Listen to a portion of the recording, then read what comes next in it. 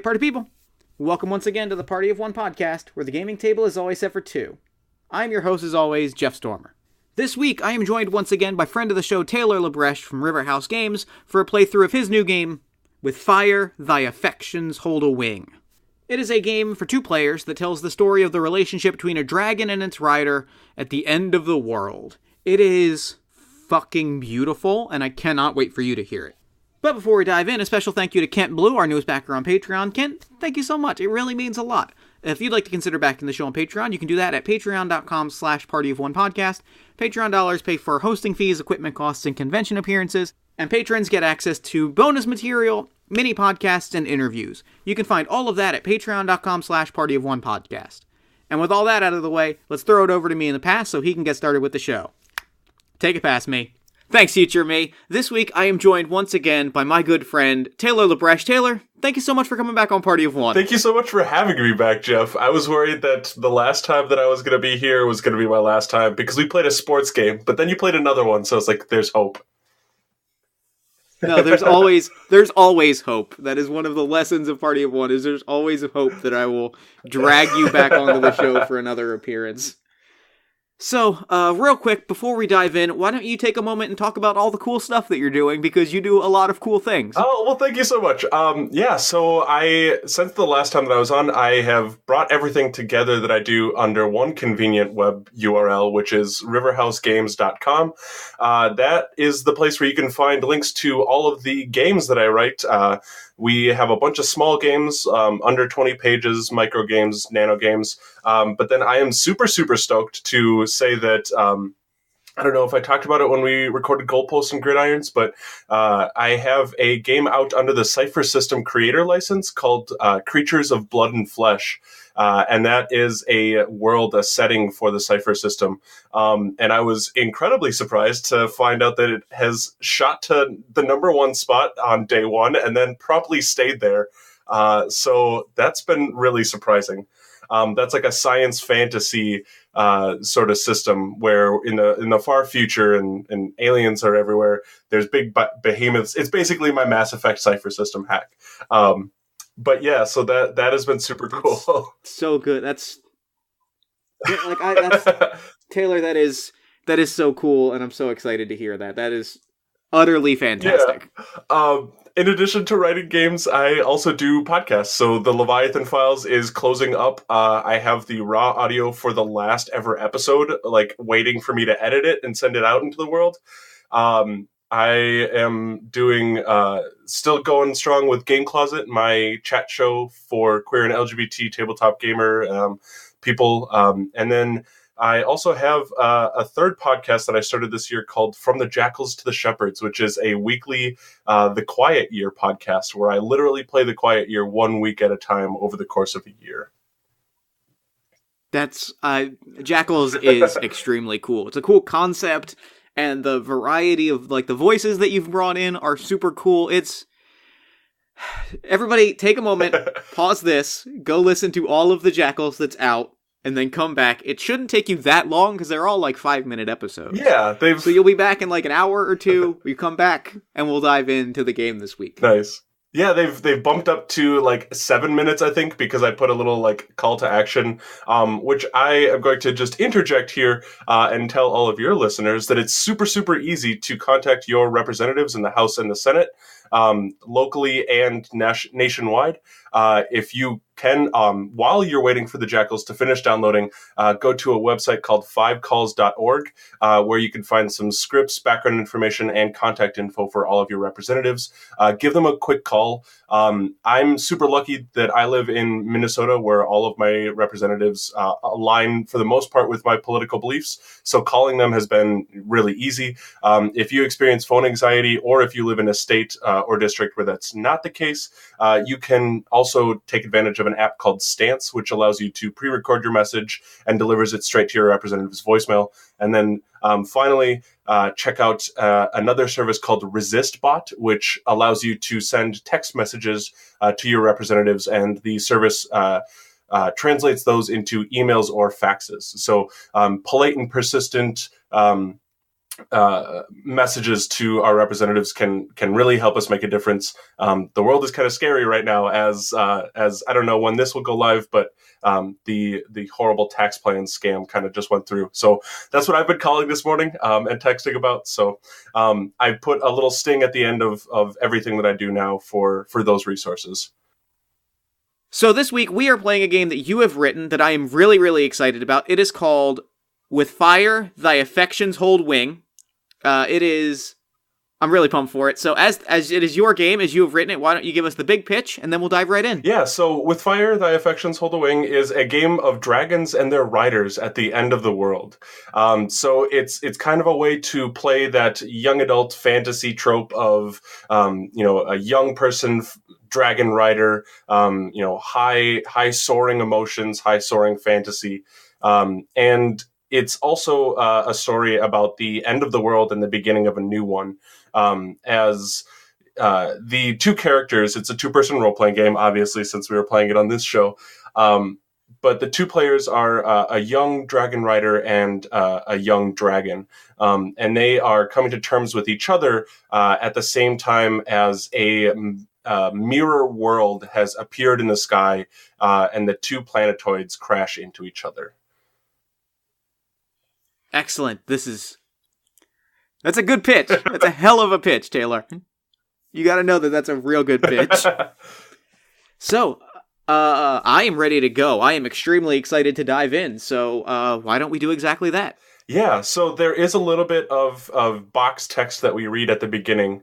Do you want me to just go ahead and give that my most dramatic read? Yeah, absolutely. Two worlds spin as one in the misty air of the void. Two imposing rocks alight in fog. Both worlds ripple with airy crags, and the rush of wind buffets those who live on their surface. The wings of dragons fly here, and those who ride them know the air well.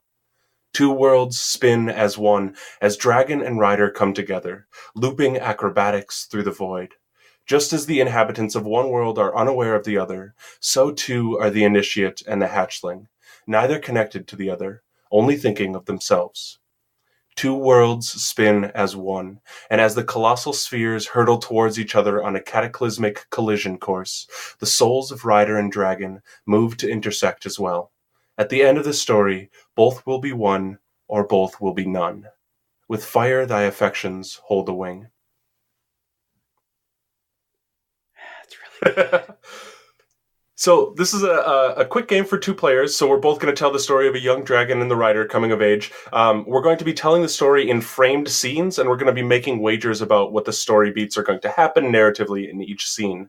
As we play scenes and make wagers, we will bond with one another, hopefully blending the souls of dragon and rider. The more story beats we wager and say are going to happen and include in our scenes, the more bonds we are going to produce. However, if we wage something and it doesn't deliver, we might lose bonds as the egos clash. At the end of every scene, the mirror world is going to move closer to our own, and after 5 scenes, it's going to impact with ours, and we will undergo an apocalyptic test. If we're bonded well, we will survive. If we bond poorly, we will perish. So if we were playing together, say at a con or at home, we would be representing these bonds by literally looping yarn or other strings around our clasped hands. So we will be creating a physical bond between players and making that bond stronger. That's such a cool tactile touch. I love the idea that you are physically representing and literally representing the bond that you're forging as you're forging this relationship. You are physically representing it. That is that's real good. That's real good, buddy. Yeah, and the intent there was that when you hold hands with someone, for the first few moments, you'll be kind of uncomfortable trying to figure out how your hands best fit together, and then as the game progresses, you'll be caught up in the story and trying to focus on that rather than the uncomfortable sensation of touch. To by the end of the game, when you finally unclasp your hands, you realize the touch and the bond that is lost in that moment too. That's real good. All right. Where do we begin? We begin with the prologue. So the prologue is sort of a Mad Lib, and we will fill these out together. The rest of the scenes we kind of establish our wagers and then we play them out. But the prologue has a um, pretty cookie cutter mold to it. So we have to first decide who is going to be playing the rider and who is going to be playing the dragon. Do you have a particular preference? Because I'm good either way. Yeah, I find that I think my role playing style, I am much more on the imagery side of describing actions rather than describing dialogue. And the suggestion is that while both characters can speak in the story, that whoever is more comfortable talking or having a conversation should play the rider. Whoever is more physical or acting things out should play the dragon. So my preference would be for the dragon. Actually, yeah, hearing that description, I lean a lot stronger towards the rider because dialogue is a lot more natural to me, so that works perfectly. So I will take the role of the rider, and you can take the role of the dragon. Awesome. Excellent. Do you have the rules out in front of you? Because I will direct you to page 8 where we have our script for the prologue. I do. I just pulled them up. I've got them in front of me. I am ready to go. So we will go back and forth. There are alternating prompts, and the rider goes first, so... It was a wet, frigid, rainy, miserable day when I found you, and I was lost. I was freezing on that cliff, hanging to life. We were both there at the end of our ropes. When I approached you, you snapped at me, barking, bits of electricity firing from your mouth. I was afraid you would pass me by, leaving me to my fate. I saw your eyes, looking scared and lonely in a way. You said you would place me by your fireplace, and I knew you meant no harm. We saved each other that day and began a bond that would lead us to the end of the world. Nice. And so now we begin our first scene. Yeah, so the first scene is when we tested our boundaries. And we each have a list of 5 wagers of things that might happen during this scene. So I'll have you look over the list. I think rules as written, it says just to look at your list, but playtest feedback has been really great when people look at both lists, just because then you can help other people achieve boundaries or achieve wagers. We still don't want to tell each other which wagers we've chosen, though.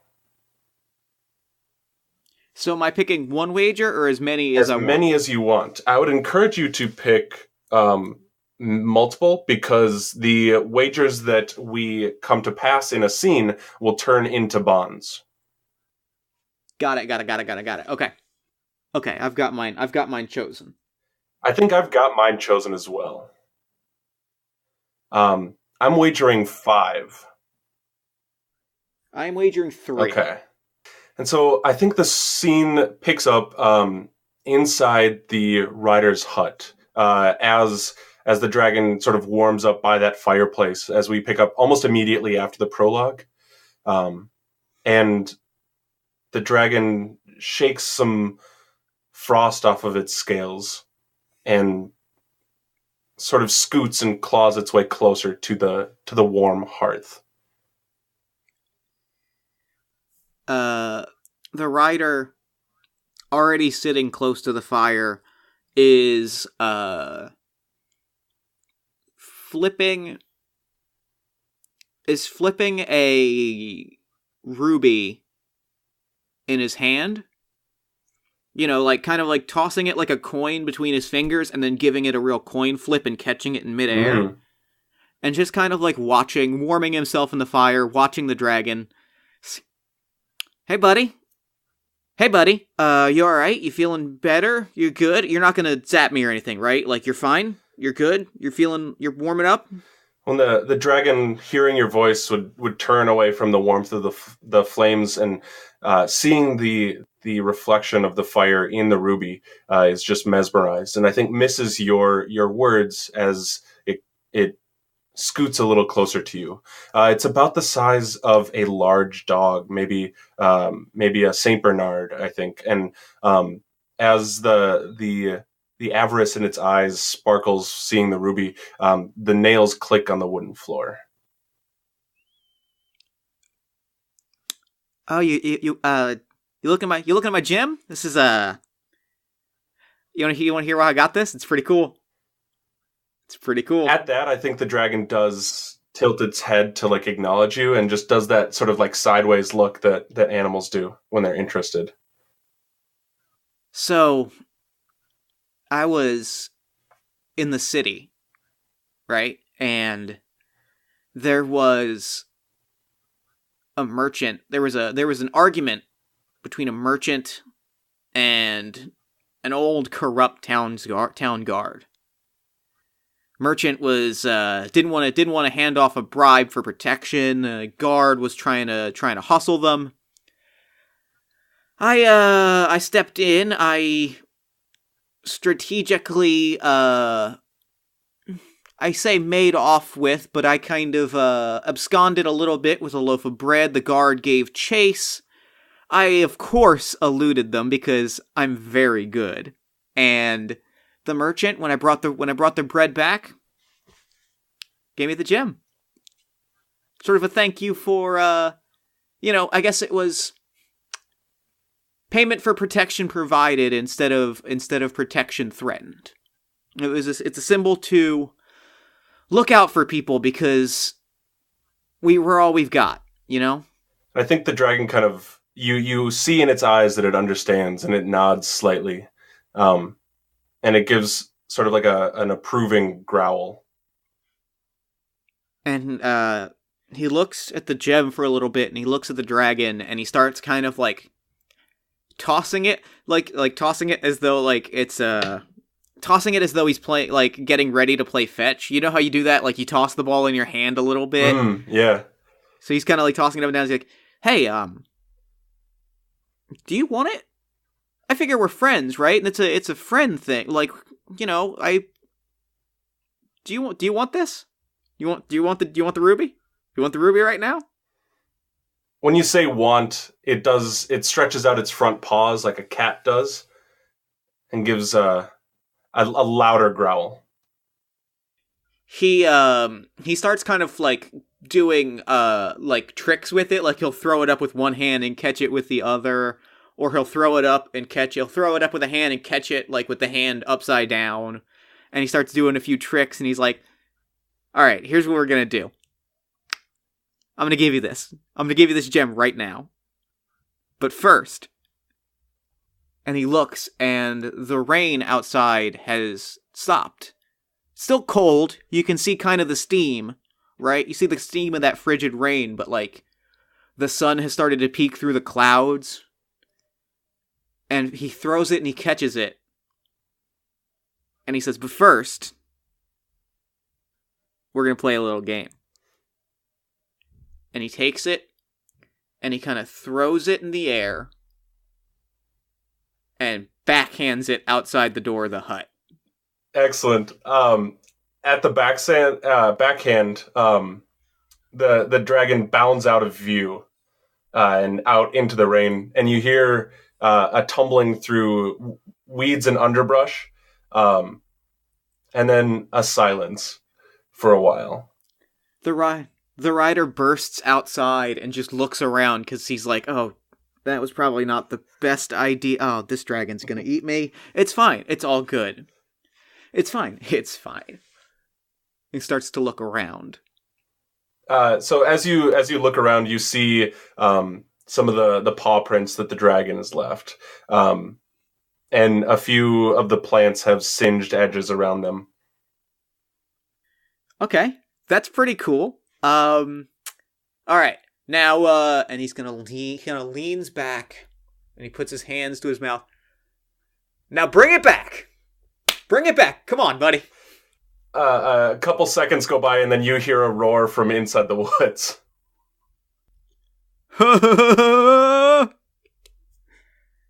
And he starts to, like, hop up and down a little bit because he's like, is he gonna bring it back? Oh god, oh god, he's gonna eat me. Oh god, I'm gonna get eaten. This is a bad idea. Oh, this is gonna be pretty cool though if he brings it back.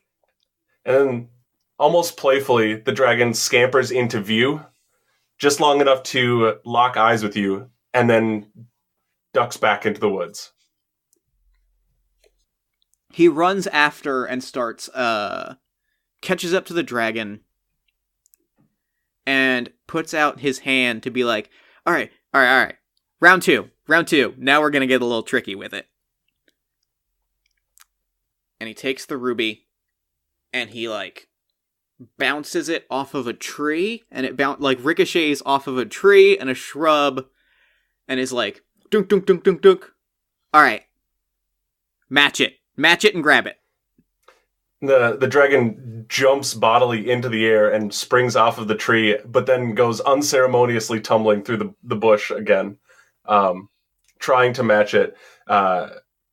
Picks itself up, shakes itself off, and then disregarding the ruby, does that scamper off into the woods further, and then back again, and then further and back again. Yeah.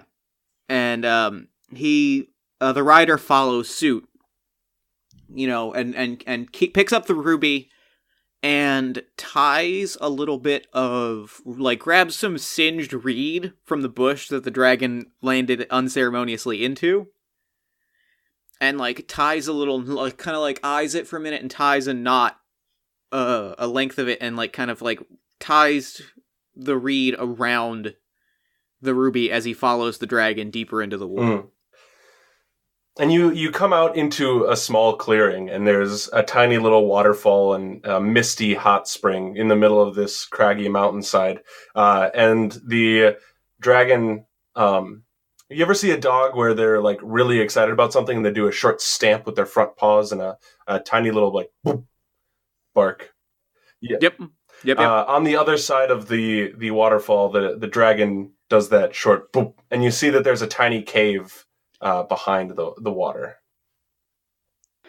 The rider rears back and throws the gem into the air to try and get it to the other side, being like, catch it! And he throws it, and he jumps, and makes it about halfway, and then lands just hard in the hot spring. And as the rider surfaces, he sees the dragon return from the other side of the cave with a different ruby in its mouth. That's pretty good, buddy. That's pretty good. Now, please help me out of here. It's very hot. And not totally understanding everything that you're wanting, the dragon just jumps into the hot spring and splashes you all over the face. Oh, all right, buddy. All right, and he finally, I think the last thing that we see of the scene is they're splashing around, and he looks at this larger ruby, right? And he's like, well, it's not, I took the reed, it's singed, it's fine. And he grabs, he sort of feels at the sort of down the bottom of the hot spring, and he feels a length of, like, I guess seaweed, but not really, like, there's a plant at the bottom, and he pulls it out and makes another one of these, like, necklaces, and he kind of ties it gingerly around the neck of the dragon, and he's like, here you go, buddy. It's yours. We're friends. It's a symbol of friendship. And then with that gift, I think the dragon submerges and comes up with a wriggling fish, and then the scene changes as the writer just does the in disgust. Yep. That was very good. That was a good scene. Nice. So, of the bonds that I wagered, I got 2 of the 3 that I wagered. I got 3 out of 5. Yeah, so that's a total of 5 bonds that we've gathered. Ungathered wagers don't take out bonds. The only way that we can lose bonds is if we have a disagreement about what should happen in the story. Okay. So, we have... So I got 2, and you got 3, so we have 5 bonds. Do we want to go over the bonds that we had? I think I can guess the two of yours, the story about your youth and giving the dragon a trinket or bauble. Actually, I did not. This is actually a question for you. If we achieved one of the things, if I, because I didn't actually think that we were gonna get the story about my youth. Does that count towards the 3 that I wagered? Oh, if you didn't wager it, we don't capture it. Okay, yeah. Then that one actually was not one of the ones that I wagered. The 3 that I wagered were: I will give the dragon a trinket or bauble. Okay. I will steer the dragon over a dangerous landmark. And I will kiss the ground after a stomach-turning stunt, which I did not get. Yeah, and then I wagered all 5, but I think I got catch a wild animal, show the rider my hoard, and then dump the rider unceremoniously into a body of water. Yep. All 3 of those. All right. I actually think that I would also say that you got I will scare the rider with an unorthodox maneuver in that you ran off into the woods. I'd buy that. And and that you were bouncing around and you crashed into the bush. Like, it was all very, I would call that unorthodox, even if it was unorthodox in that it was clumsy. I think that it fit. So I think I would give you 4. Okay. So we have we're back to 5 bonds total. Yep. So the next scene is when we first faced danger. I should also say what is happening with the planet. So when we started, the planet was barely visible in the night sky, and I don't think that we even made mention of it, is how imperceptible that was. After the... I think it was like a star in the sky, right? Like, it may have just looked like it was maybe like Jupiter or something visible in the night sky. And then after the first scene resolves, so now going into the next scene, the other planet has moved closer as weeks pass. It's now the source of odd talk around town. So we've been friends together for a couple weeks, is what that establishes. So the next scene is when we first faced danger. Yeah, okay. So we've got our 5 things. And of those 5, I'm gonna wager 5. Okay. I'm gonna go 5 for 5. I said I'm going for 4. There's one that I'm not choosing. Oh, gotcha. Okay. And so I think a couple weeks have passed, and we've started to pal around more. And I think that you've seen sort of like an uptick in your luxury time because of a steady stream of small rubies. I haven't had to run jobs in the city necessarily. And I haven't had to really even really go into the city. We've kind of just been hanging around, playing in the hot spring, exploring the caves. It's kind of just been relaxing. It's been a vacation, really. And I think on a lazy afternoon, as the sun sort of dapples through the mist, the rider relaxes in the hot spring as the dragon sort of runs around chomping at butterflies, and there's a rustling in the woods, and I can't remember off the top of my head, was it a guard or a bully or a bandit that you were angry about? It was a corrupt town guardsman. And so I think that the guardsman is out doing some sort of patrol or exploring something, who knows what, but just because of plot reasons stumbles into this clearing. Oh, sure. I think the rider hears the rustling and does not even blink, is just like, I could get used to this.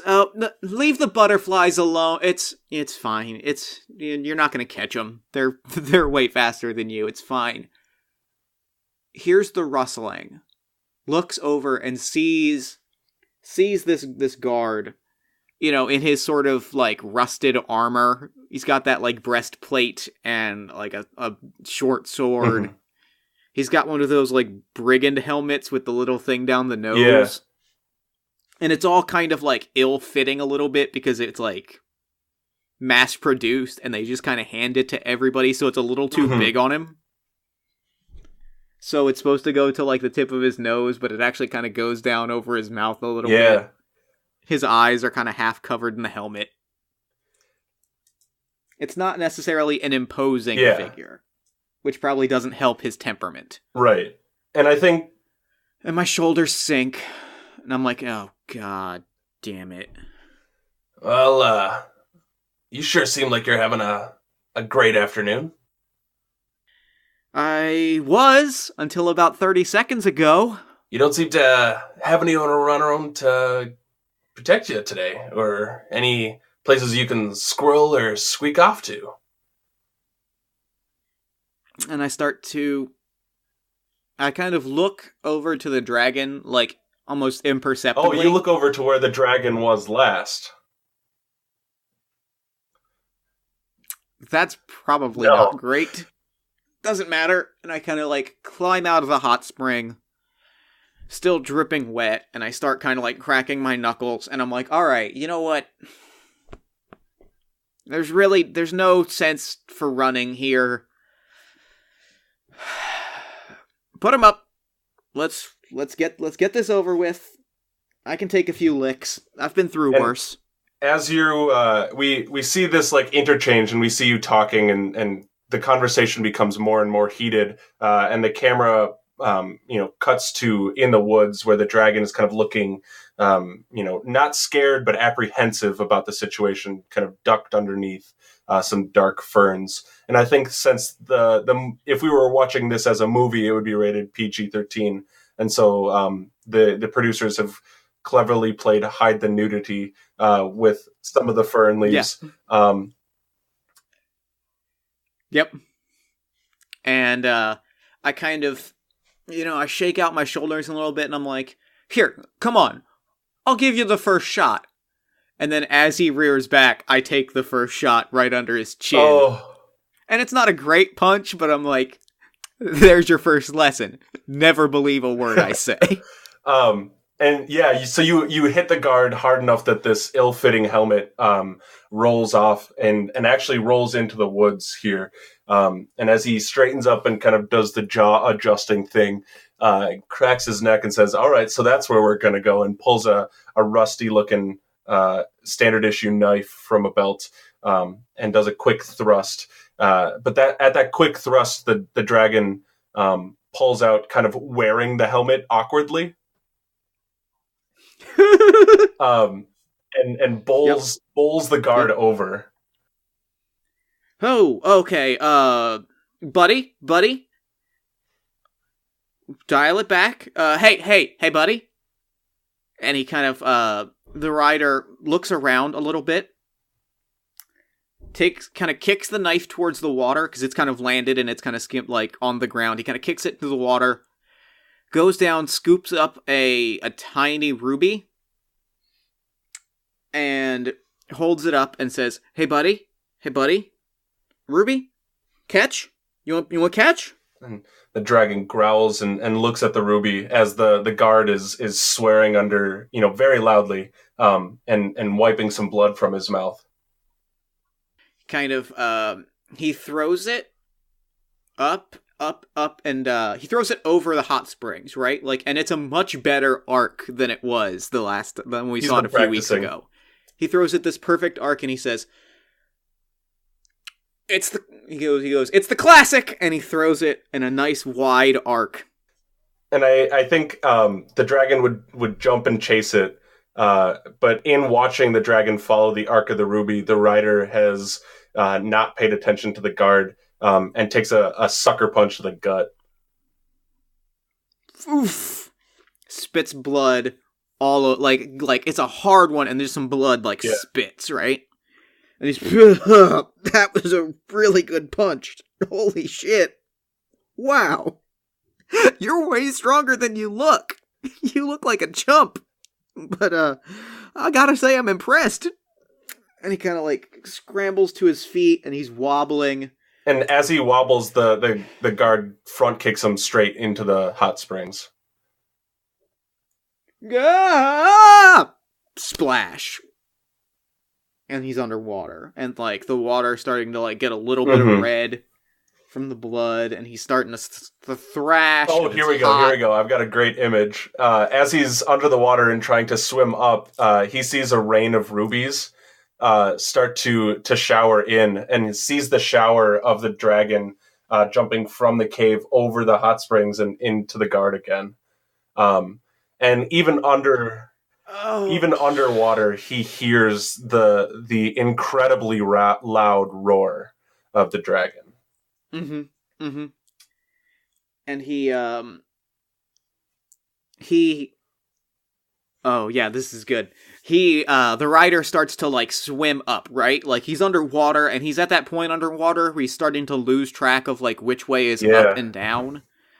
And then everything starts to go, like, white.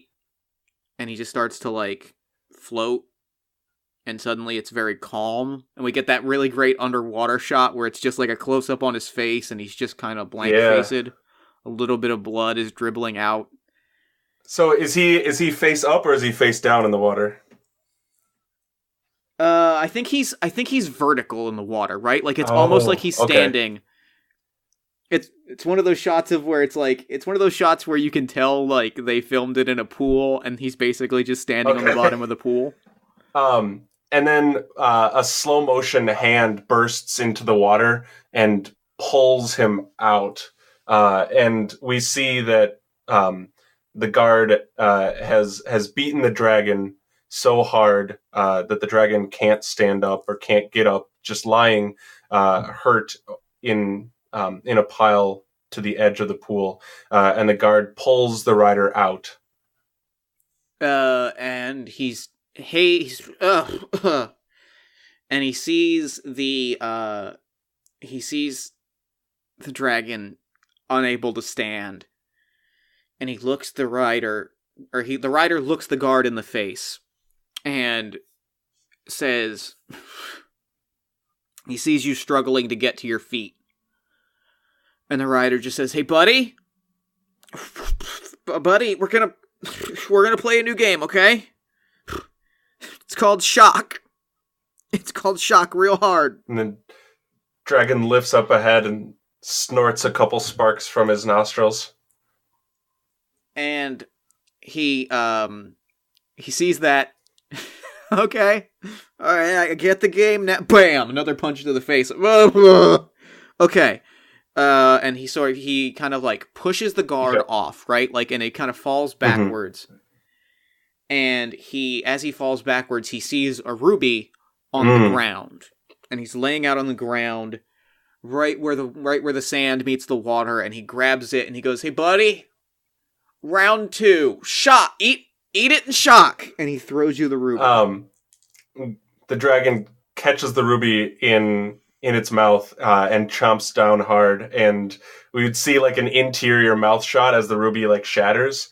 And then the dragon is I think we cut to an eye and we see the pupil dilate.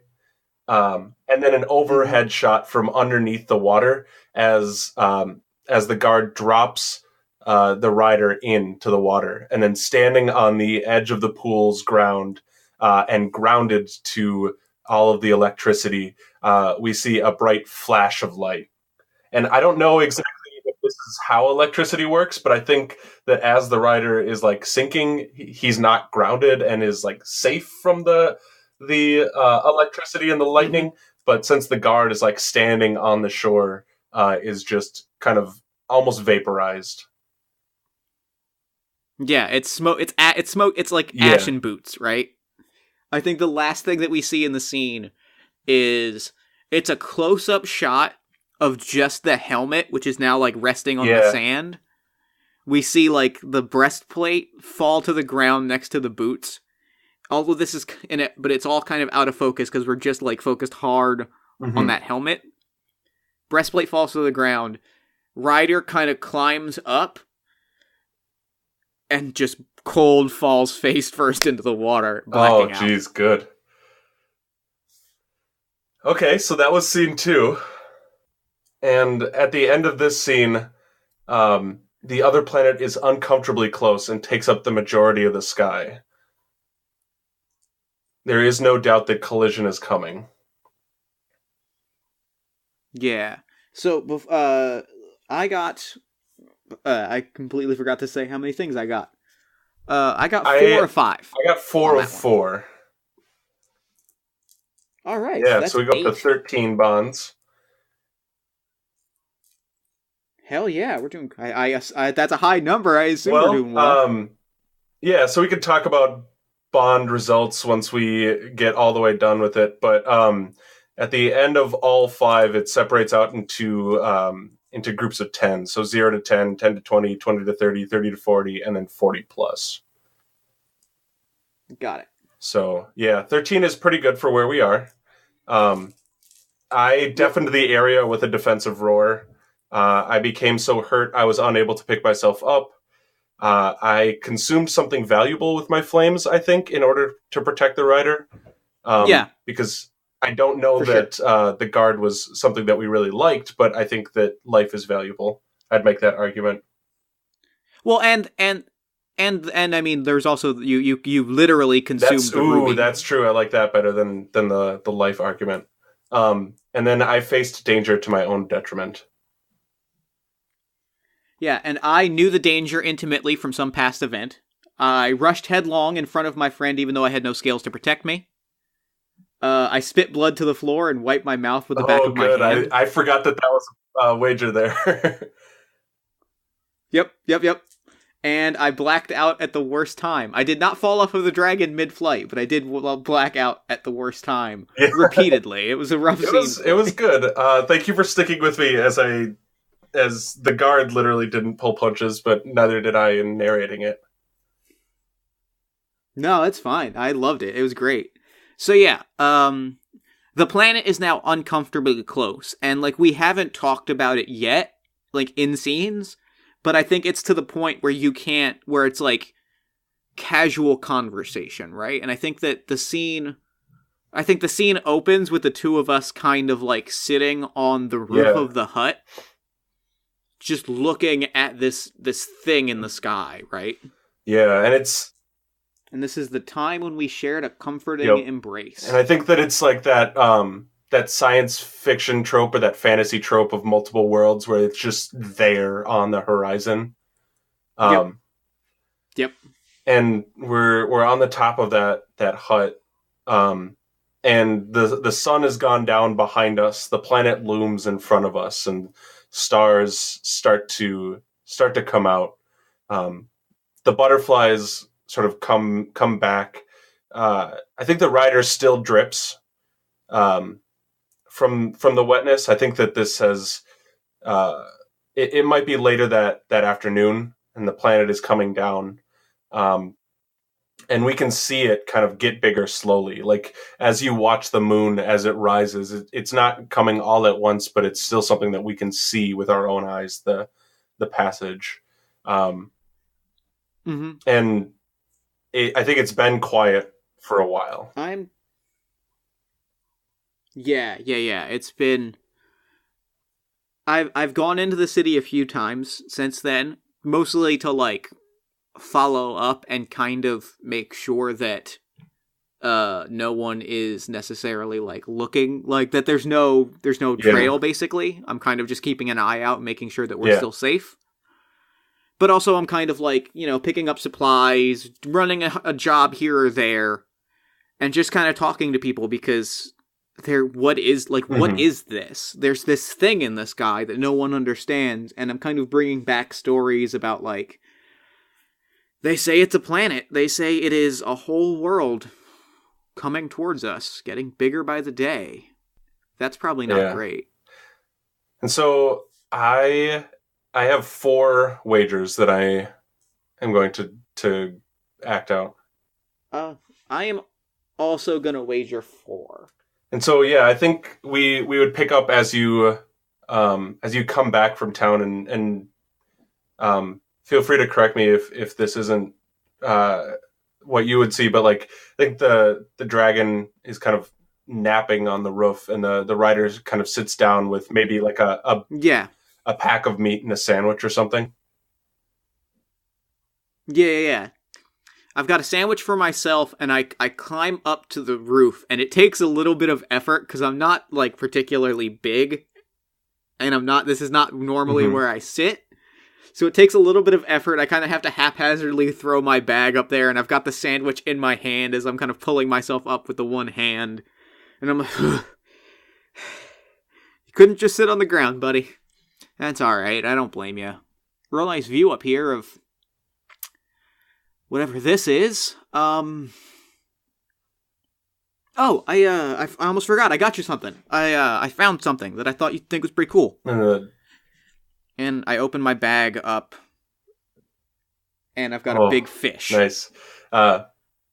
Big, massive fish. This is fish. the kind of the first time that you see the dragon kind of perk up since the fight. And its neck rises before its head does, and it kind of pulls it up in a serpentine. And it lets out a couple sparks from its nostrils as it snorts.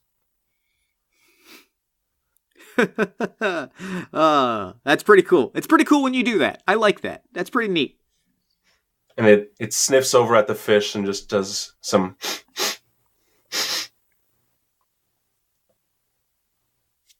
It's all yours, buddy. I got my sandwich, you got your fish. This is it. Royal feast. And I just kind of like set my eyes on this planet and just watch it. And the dragon turns and watches it too. Then after a few moments pause, it turns down and licks the fish a couple times, and then picks it up by the tail and flips it into the air and catches it and kind of gulps it down like a bird. Yeah, that's pretty great. Dang, you got some fun tricks. You got some fun tricks. Oh, speaking of tricks, and he actually pulls from his boot, or I pull from my boot. I reach into my boot and I pull out the knife that the guard had. And I'm like, I think the dragon like tenses up a little bit, and I have to put a hand up and be like, it's alright, it's all good. And I start like flipping the knife and doing like knife juggling tricks between my two hands, like, you know, like I was doing with the Ruby earlier. And I'm just like doing really cool knife stunts. It's a lot of close-up shots of just the hand, because maybe the actor didn't actually know the knife stunts. Extremely good. Yeah, and the dragon, while at first sort of apprehensive and still kind of bleeding from the wounds that the guard gave it, kind of watches the knife tricks after a while and can't hide the fact that it's entertaining to watch.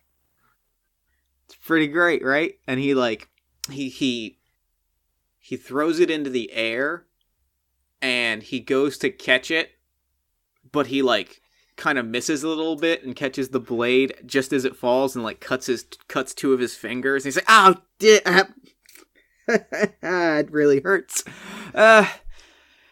I'm still practicing. I'm workshopping it, but it'll be pretty cool when it's done. Oh, that really stings. I think you like hold your hand maybe to your chest, as like you do as people do when they like cut themselves or hurt themselves, and the dragon kind of scoots a little closer and kind of works its nose between your arm and your chest to pull the hand out. Oh, it's all right, buddy. It's just a little cut. It's nothing. It's nothing bad. And the dragon looks down at the red blood, and with breath that still smells like fish, sort of licks your hand. Stinky. Oh, you got stinky breath. That's all right. You're a good dude. It's all right. Yeah, there you go. Lick, lick, lick. Oh, damn, that is a gnarly gash. And it kind of like reaches into the bag and pulls out some like ointment and kind of like rubs it and kind of puts a compress on the dragon's on like this gnarly gash on the dragon's, like where the neck meets the shoulder basically, and kind of like starts like palming that with his with his unbloodied hand, and he's like, ugh, I guess we're both a little rough today. You finish bandaging up the dragon, and it sets its head down in your lap and turns to look at the huge planet in the sky.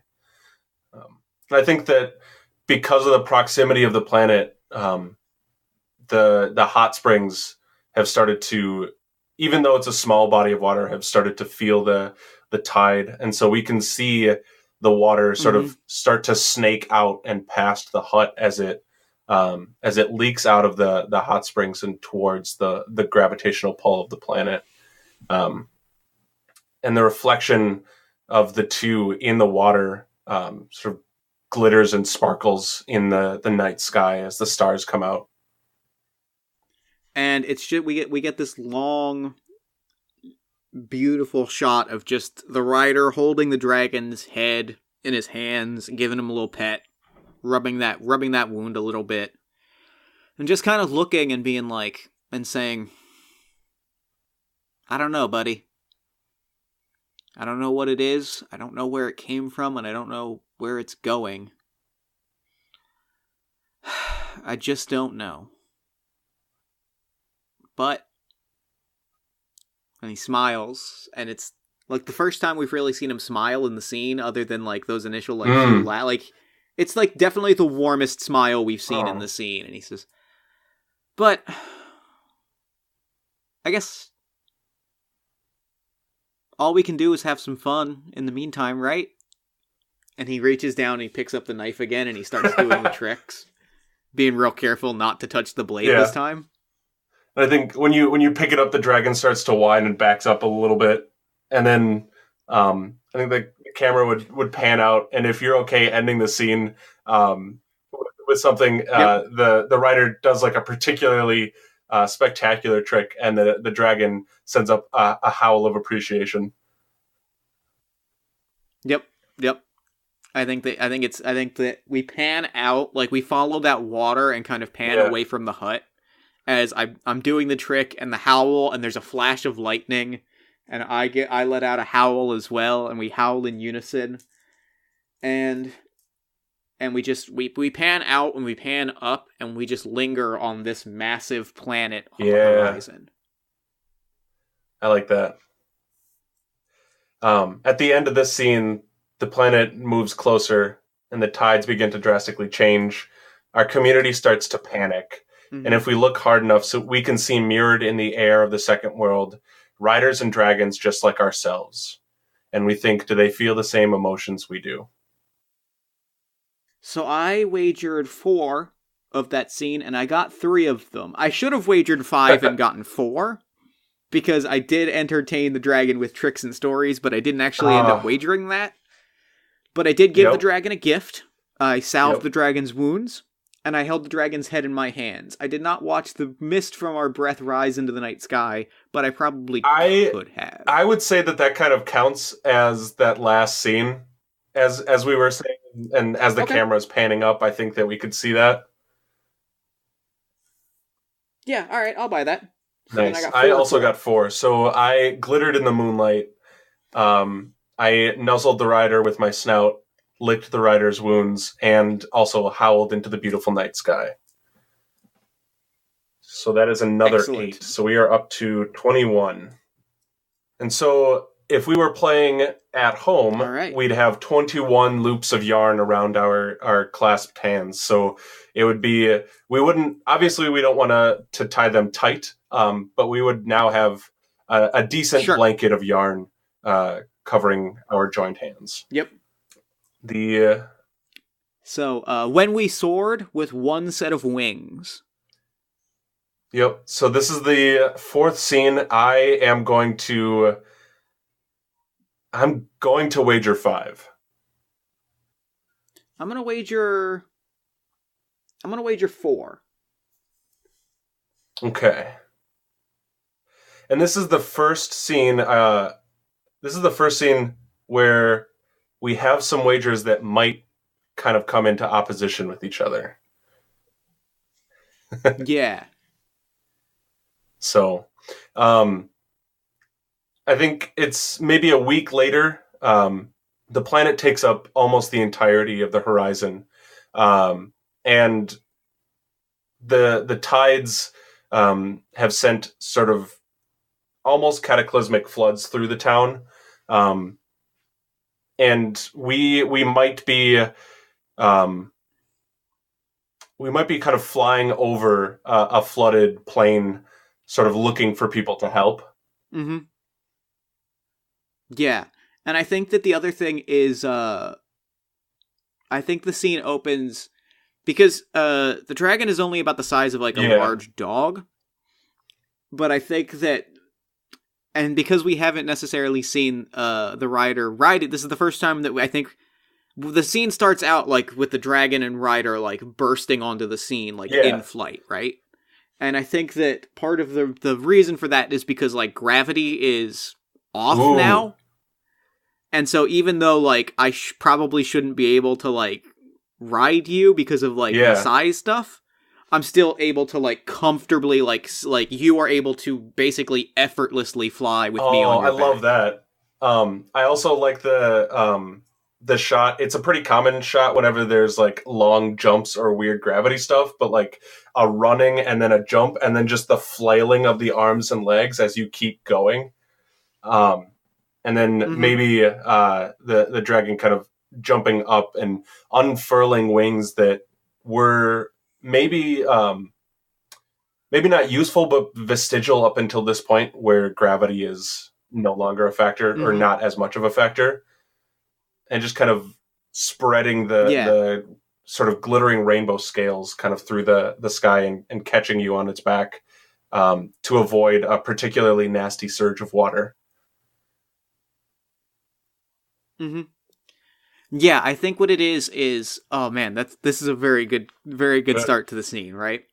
So there is a wave from the hot spring, right? Like the hot spring one day we're kind of like cooking some stuff in front of the hut. And we see a wall of burning hot spring water coming towards us. Because like it is basically pulled up the hot spring and is about to dump all of this scalding hot water on us. Yeah. So we start running. We're running side by side. We start like the dragon starts jumping. We come to the edge of a small cliff, and the dragon jumps, and I jump onto your shoulders, right? And I'm holding onto your vestigial wings when suddenly they burst wide. We kind of both go over this cliff, and the wings kind of catching out and supporting us. And I think we both have the same surprised expression, one on a human face and one on a reptilian one. But then the dragon kind of gives them a flap or two and realizes what's happening and just gives out the happiest scream and shriek into the sky, and the camera pulls up and we see this cliff as the hot spring water flows over it, and the two small figures kind of sailing and jumping and spreading over, and the water comes crashing down, right? And it like floods, and we see this beautiful shot. We see just the shadow, almost like we just see the shadow on the water. And it's just the dragon with the rider, and I start to I feel it, and I kind of like sort of get my feet onto your lower back, kind of. I kind of position my feet, and I stand up a little bit, and I put my hands out, and I let out the exact same roar of joy as we are suddenly like perfectly in unison. Good, incredible, and. As you give that joy, just we're flying high above the crags and the rocky forests, and the dragon turns to look back at your exaltation and sees your flowing hair in the wind with the sparkling rubies that you've adorned from the dragon's hoard, and just soars above the flooded landscape. And we get a moment where we can be one and have this joy that we share, but we do still need to remember the community down below, and the flood that heads toward. Yeah, I think the exact thing that happens is we have this moment, and you're looking at me, and I'm looking at you, and then suddenly you see my face changes, and I'm like staring, and I'm suddenly like, oh god, and I just point, and there are people like on rooftops as like flooding hits the city below, and I just start like gesturing like, huh, and yeah. The dragon sees this, and even though you haven't told it what to do, it still knows in its heart what your desire is, and ducks its wings, and pulls downward. It's not a free fall. It's not a controlled dive, but it's something in between. And clumsily, at almost the last moment, it pulls its wings out and sort of parachutes in. And I think we both tumble off the top of this hut as we crash into it, and catch the ledge at the last moment and pull ourselves up on the top. And there's a small family that's waiting there. And I think as it like as you're sort of like swoop down, you're kind of tumbling, kind of falling. You start to catch yourself at the last minute, but like I am just watching this family, and I have this determined look on my face, and like I feel the movement and the air rushing, and like I feel you swooping to action, and I start to feel you pull up, but like I'm not fully paying attention. We fall out of sync for a moment as you kind of like grab the family in your claw, like in your claws, and like say like kind of gently like pull them close to you so you can kind of carry them to safety. I lose myself for a moment and fall off and start to fall off of you. Okay. Starting to fall off. Oh boy, I don't know what to do with this, but I think the spray of the water, since gravity is so light, is sending up mists and sort of globules and white caps of the flood. And the dragon, I think, pulls up with the family hugged to its chest, and if you're okay with this, Jeff, I think would fly up and set them on a cliff and then realize that the rider's gone. Yeah, and I think at this moment the rider is like being pulled away by a particularly nasty wave, and like sees the dragon and is just kind of like gesturing out and like periodically going under and coming up, and it's all through like city streets, so it's like half river rapids, but like there's buildings on each side, and I'm like holding out like no, and I'm like keeps going under and back up. And then I think that the dragon saves you, but also I'm trying to find a good way to say this. The dragon saves you while watching the dragon save you. So the dragon from the mirrored world pulls down and gets you, sort of like grabs onto your arms and lifts you up and throws you up to the cliff, as the dragon standing on the cliffside looks on in wonder. And the rider from the other world kind of waving and riding on the other dragon as well. That's very cool. Dang. Yeah, and I think I'm pulled to safety, and I'm on the cliff, and I'm coughing, and I'm laughing, and I stand up, and I look at the family, and I'm barely keeping it together, right? Because I'm hacking up a lung, and I'm like wiping dirt and mud from my face, and I'm just... Hi! Super nice to meet you! It looks like we're all safe. This is great. This is my friend. Oh, I'm sorry. My name is Kazalar, and this is my friend. I just realized I've never named you. Tilts its head kind of silently.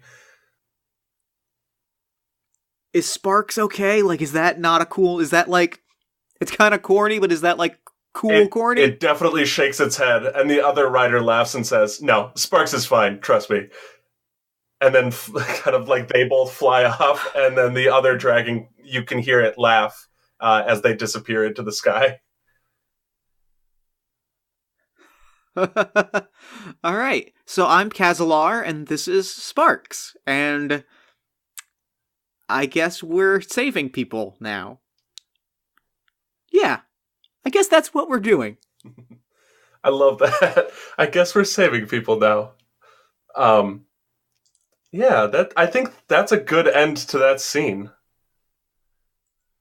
Yeah, I think I think that we sort of we get the sweeping shot of like the village getting washed over with water, and there are other people like in spots, and so as he says the words, I guess we're saving people now, we see that there's all these people that are in need of being helped. And we can get a montage of saving people and pulling them out of the way of the flood, or I think since since gravity is so weak and the flood is so strong, it might be breaking off chunks of these rocks. And I'm picturing sort of that place in Madagascar where the rocks are like razor sharp spires that tower up. Mm-hmm.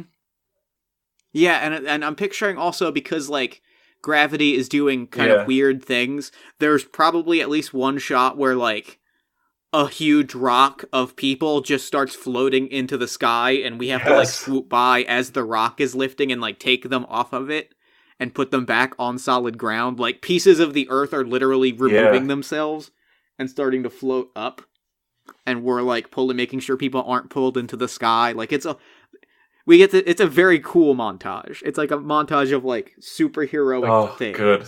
I love that. Very good. And at the end of this scene, after we have saved the day, the planets start to fall. Mm-hmm. So I wagered 4, and I wagered 5, and I got 5.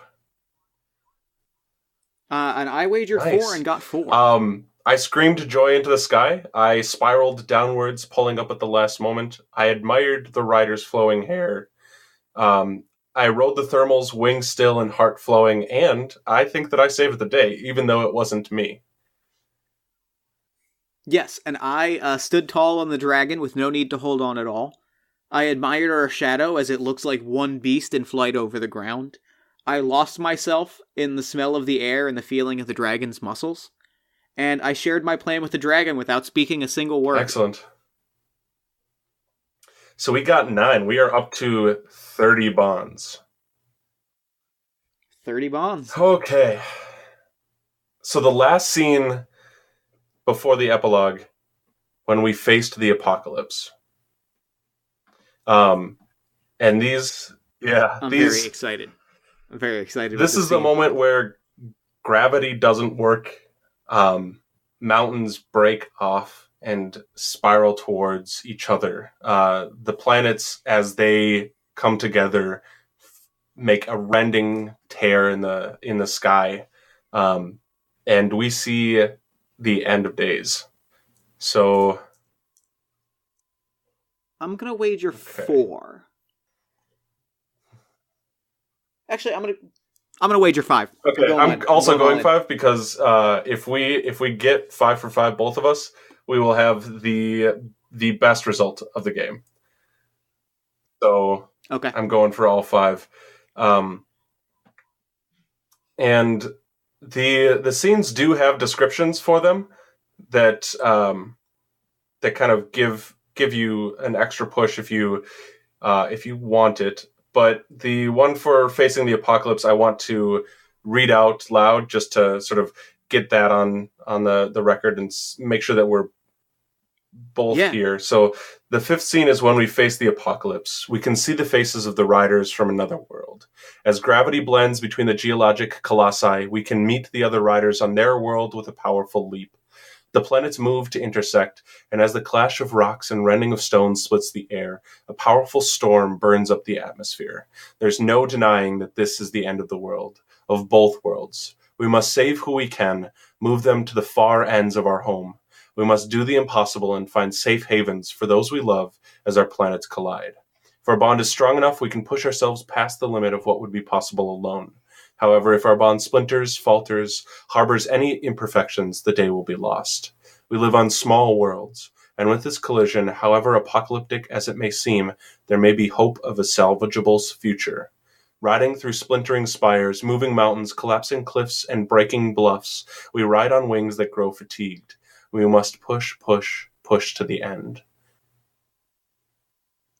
I think the scene begins with this montage of us saving people. It's us and it's Calazar and Sparks and Calazar and Sparks from the other world. It's the four of us kind of side by side. Like, we get these montage of, like, us saving people and then, like, duel stunts, but also we start seeing the clips of, like, bluffs falling in and waterfalls, like, imploding. And, like, as we're doing these heroic things, but we're seeing Earth fall to ruin around us. And I'd like to start the scene as the two grounds touch. So the planets have started making contact already.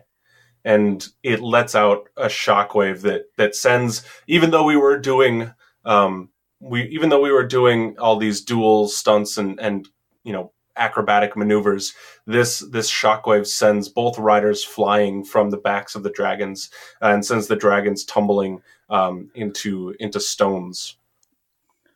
And I look up as there's fire and destruction and explosions, and I'm just like on my back, like, this is it. We can't stop this. It's too much. I can't even... I try to, like, get up, and my body won't let me, and I'm just like, this is the end. This is... What was it all even for? And as you stare up, dumbfounded into the sky, as towering columns of smoke erupt from lava vents, a huge pillar of stone starts to come crashing towards you, and it pulls the fog and the dust with it as it comes down on top of you almost. And I think we see our Sparks sort of racing and rushing to try and save you, but it doesn't look like it will get there in time. And I'm looking up, and I see this mountain, like, collapsing, and I see it, and I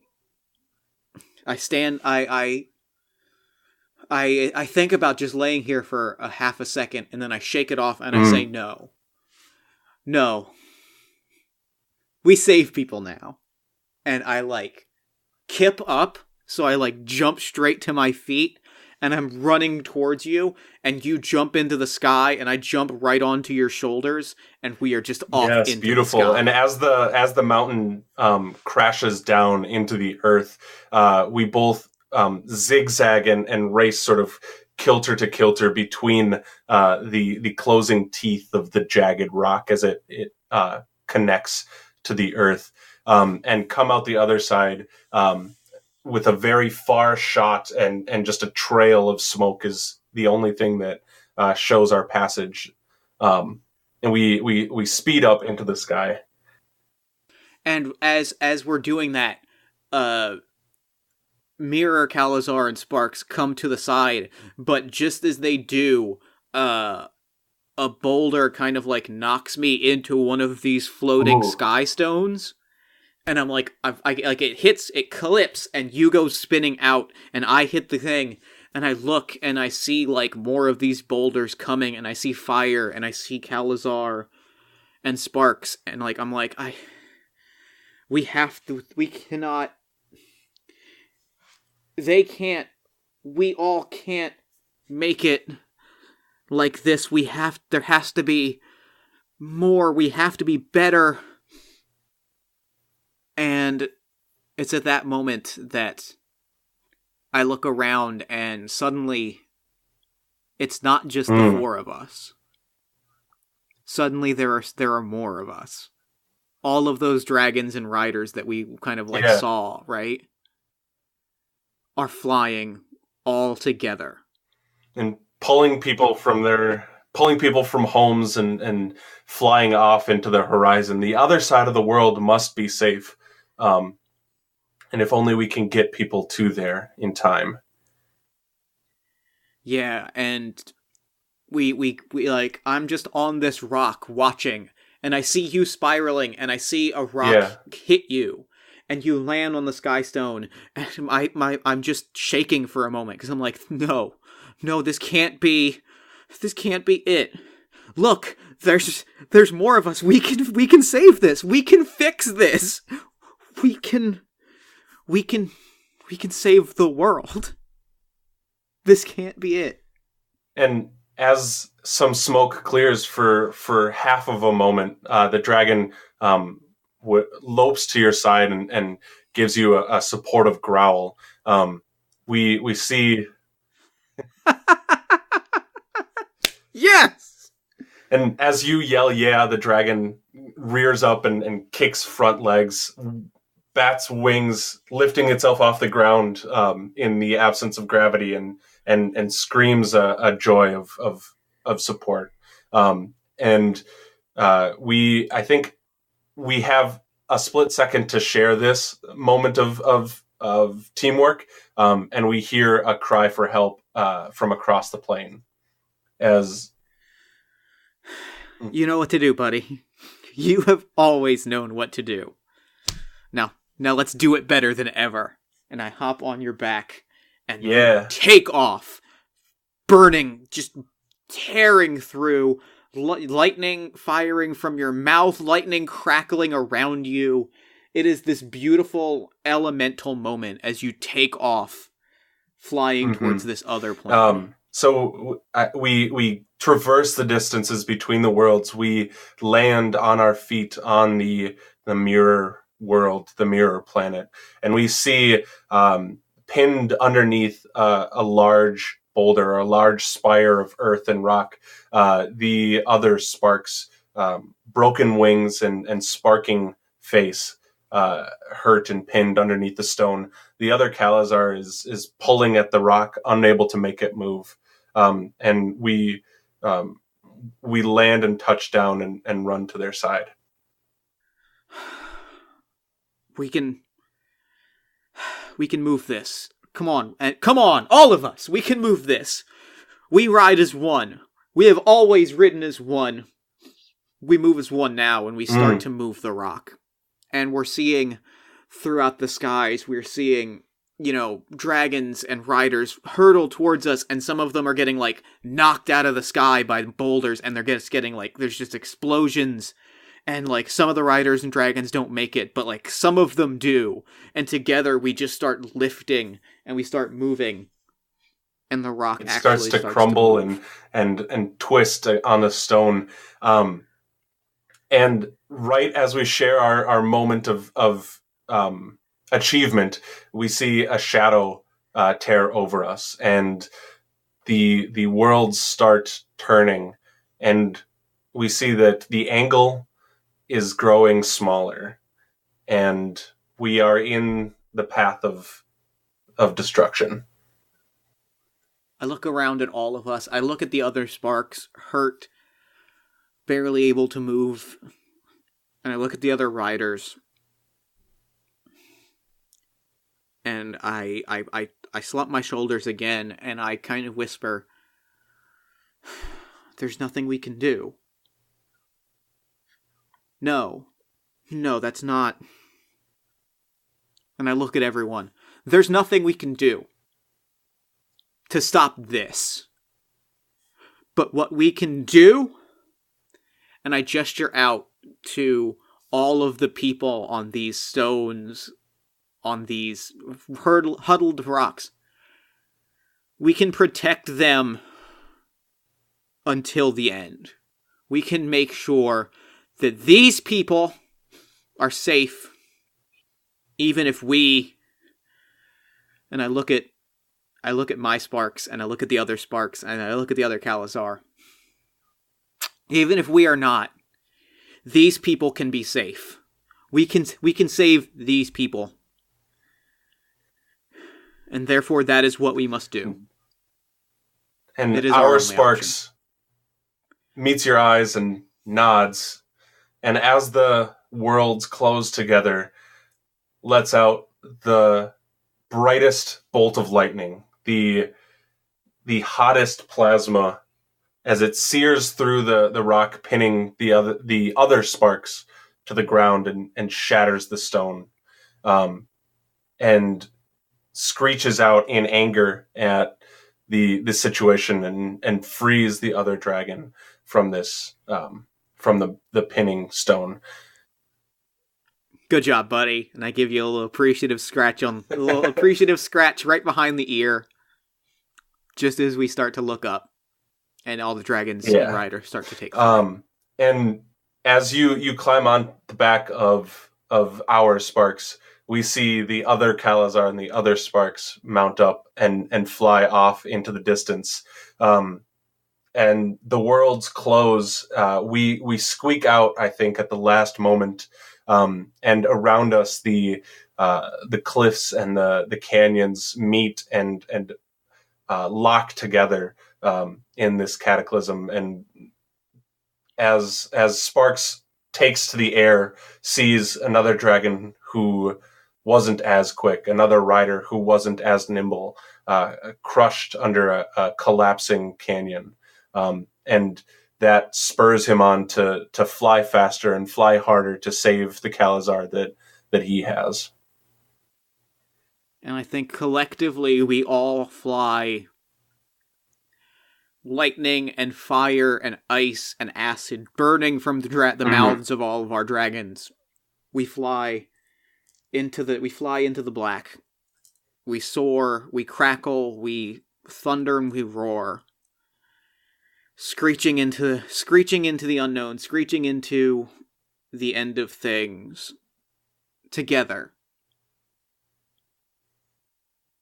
And I think that's perfect. The end of the scene. So, I got at least 4. I don't know if I got 5. So I know for sure that I raced between the closing teeth of Jagged Rock. I know for sure that I saw another dragon crushed to death under a meteoric boulder. I know that I was unable to save you when you asked for help at the beginning of the scene. And I know that I burned white hot when it seemed like all hope was lost. The one thing that I don't know is if I took a blow that would have destroyed you, but I think you had narrated at one point me getting hit by a boulder instead of, trying to run to you. I don't know if that counts, but yeah, I think that would have. Okay. I would definitely count that. Then I got 5 out of 5. And I believe I also got 5 out of 5. I saw death approach for my friends. I ran to the dragon's side as the mountain falls. I was knocked from the dragon by a massive boulder. I stared up at the destruction, unable to move.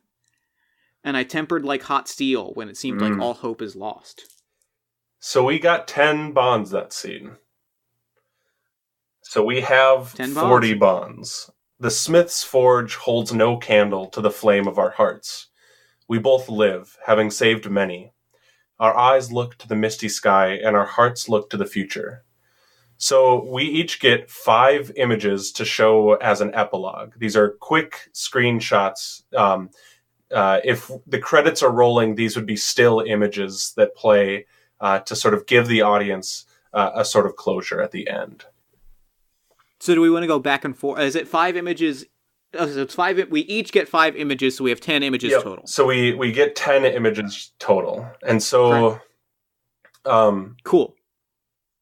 Do we want to alternate and go back and forth? Yeah. So I have one that I'd like to start out with, which is go for it. A sort of on a cosmic scale. We see the 2 planets as they rotate together, and everything is still in the universe.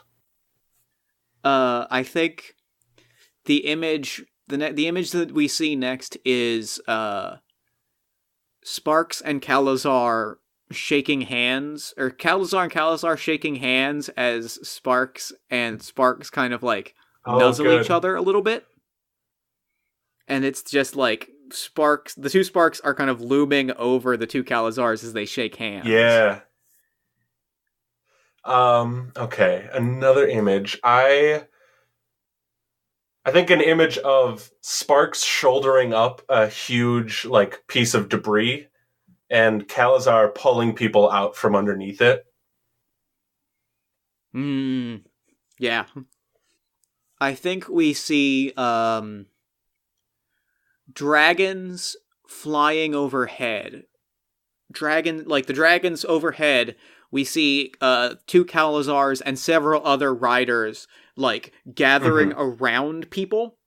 And we see that more of these people, like, it's on a sky stone, right? So there's a rock, it's floating in the air, dragons are floating, sort of holding place overhead, and 4 or 5 riders, the 2 Calazars and a few others, are kind of huddled around, like, a small gathering of people. There's a fire burning, and it's basically, like, situating these people of, like, you're gonna be okay. Oh, good. I think the third image is Calazar and Sparks at the edge of the hot springs. And the water from the waterfall is flowing upwards towards the other planet. And I think Calazar has his legs like over dangling into the pit. And they are sharing maybe a sandwich and a fish. Yeah. I love that. I think we get a long distance shot of this, like, the cliff, and it's a sunset shot, and so it's like it's orange and black, right? Like, it's that kind of beautiful sunset shot where like all the color is washed out of everything except the sky, and we just see the outline of 2 huts side by side sitting on this cliff, mirror images of one another directly next door. For the fourth image, I think we see a pile of rubies and sort of glittering, reflecting maybe a campfire at night. We see a corner, the edge, maybe the nose piece of the brass helmet buried in the pile. We see Sparks and 2 other dragons. I'm thinking like I'm thinking like 2 dragons of different colors, kind of like playing around in the hot spring. The hot spring has kind of settled as was like elevating, and has sort of settled as an orb. There's just this giant orb of like hot water. And the shot that we see is Sparks and the 2 other dragons like playing in this orb of water as the 2 Calazars and 2 other riders sit and like sip beverages and just watch. And then my last image is far in the future when Calazar is an old man with long white hair and a beard, closing Sparks' eyes for the last time. And I think